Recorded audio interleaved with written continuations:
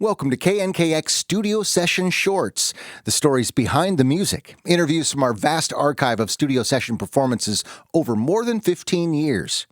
KNKX jazz host Paige Hanson was on hand to welcome an iconic Northwest jazz singer to our studios and heard stories about this remarkable artist's long career in the Northwest and her unconventional upbringing. For this edition of Studio Session Shorts, we look back on Greta Matassa's recent studio session, where she talked about how she found her love of singing, and it involved a crush on a boy. You know, I was about 14 when I got into the invitational jazz choir in high school. I guess I was a freshman in high school. And I only got into the choir. But before that, I was not interested in music at all. I was kind of a tomboy. My brother was a football player, so I spent the summers climbing trees, digging forts, and playing football. But I had a crush on the boy that was in choir. So I got into the choir. And I got nowhere with the boy, but I did find that I liked singing. About the boy there's trouble, and that's for certain. He's on my mind when really he shouldn't be. He looked my way one day, took my breath away, and started me thinking of things that should never be. Music opportunities came knocking, and by the time Matassa was 15 years old, she'd formed a jazz group that was gigging at night, which made going to daytime classes difficult. So she quit high school and went into singing full-time.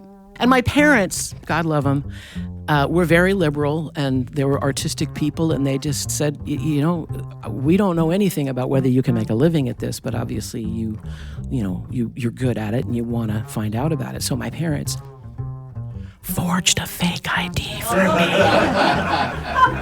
And they would go with me, and we would sneak into clubs. Well, not sneak, apparently. So we'd go into clubs and see, Ernestine Anderson at Parnell's, and Diane Scher when she was getting started, and Dee Daniels, and all these people that I later got to know, so that I could look at what it was I was aspiring to do.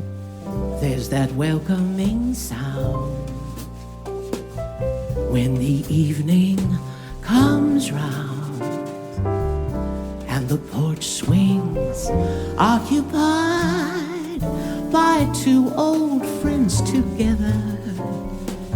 Because at the time, in terms of education, there was nothing offered at college level that was anything like a vocational kind of thing that would tell me, there was a lot of music education, obviously, but nothing to tell me what it's like to make a living as a singer.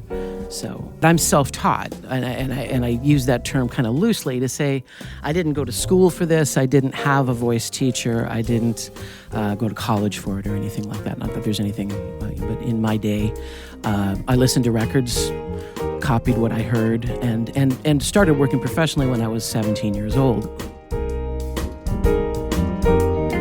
Green hills and the daffodils are smiling here in my garden. Matassa doesn't read music and learned songs from listening to records, which she played over and over again. If you learned orally the way I did, that was how I got deep with this music. If you just skim the surface the way that you're able to do now with this sort of immediacy, it doesn't actually go deep.